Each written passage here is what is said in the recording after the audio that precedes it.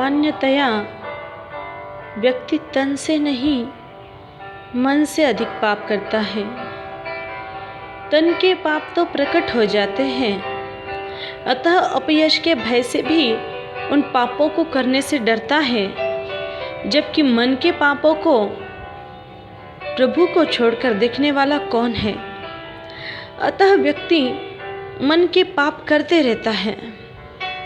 मन के पाप अधिक खतरनाक है, जो दीमक की तरह व्यक्ति को भीतर से ही खोखला बना देते हैं। मन के पाप व्यक्ति के जीवन सत्व को निचोड़ देने वाले हैं।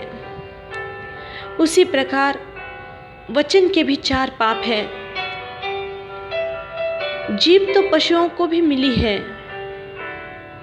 परंतु वे सिर्फ जीभ से खाने का ही काम कर सकते हैं, जबकि मनुष्य खाने के साथ बोल भी सकता है।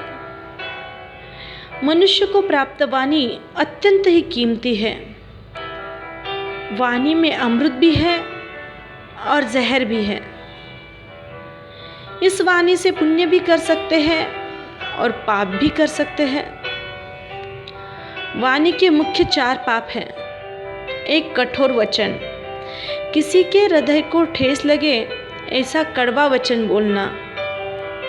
2 मृषा वचन, झूठ बोलना। 3 पाप है चुगली करना, निंदा करना, दूसरों की बातों को इधर उधर करना। 4 पाप असंबद्ध बकवास, निष्प्रयोजन बोल बोल करते रहना, अथवा प्रसंग के अनुसार न बोलकर रंग में भंग हो ऐसी बातें करना। ऐसे पापों से हमें बचना है।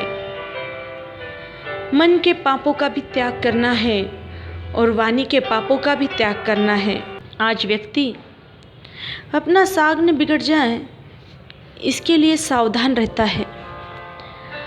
अचार न बिगड़ जाए उसके लिए सावधान रहता है। घर न बिगड़ जाए उसके लिए सावधान रहता है। तन न बिगड़ जाए उसके लिए भी सावधान रहता है। परंतु मन की सुरक्षा के लिए, मन के रोगों से बचने के लिए थोड़ा भी पुरुषार्थ नहीं करता है। तन के रोग एक देह का नाश करेंगे, जबकि मन के रोग अनेक जन्मों का नाश कर देंगे।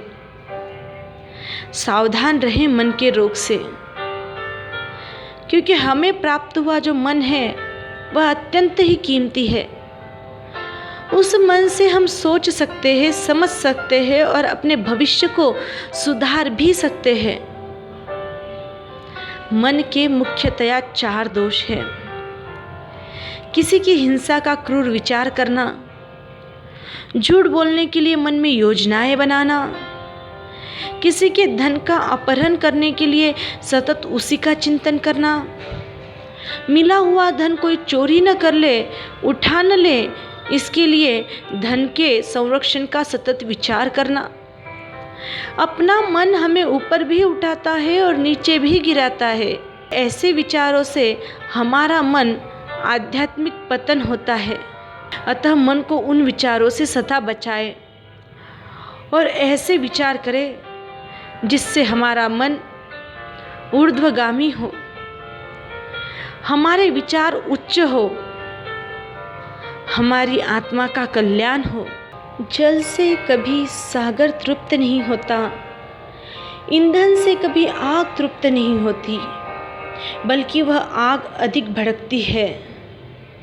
बस इसी प्रकार इंद्रियों के भोग सुखों से मन कभी तृप्त नहीं होता, बल्कि वह वासना अधिक उत्तेजित होती है। विवेक और संयम से ही मन की वासना शांत हो सकती है। भर्तृहरि ने ठीक ही कहा है, भोगा न भुक्ता वयमेव भुक्ता। मनुष्य भोग को नहीं भोगता है, बल्कि भोग ही मनुष्य के सत्व को निचोड़ देते हैं। अतः भोगों से नहीं किंतु त्याग से आत्म तृप्ति पाने का प्रयास करना चाहिए।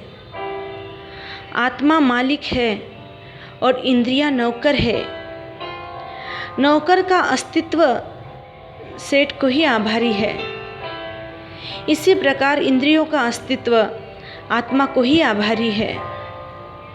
जो व्यक्ति इंद्रियों की इच्छानुसार ही जीवन जीता है वह वास्तव में बाह्य दृष्टि से सेठ होने पर भी नौकर ही है। जो आत्मा की आवाज़ के अनुसार चलता है वह बाहर से नौकर होने पर भी सेठ ही है।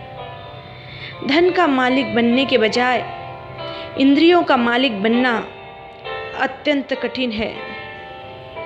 मानव जीवन की सफलता इंद्रियों के अनुसार नहीं किंतु आत्मा की आवाज़ के अनुसार जीवन जीने में ही है। तो आत्म तृप्ति प्राप्त करने के लिए हम अपने इंद्रियों को नौकर बनाकर रखें और आत्मा के मालिक बन जाए। जय आनंद।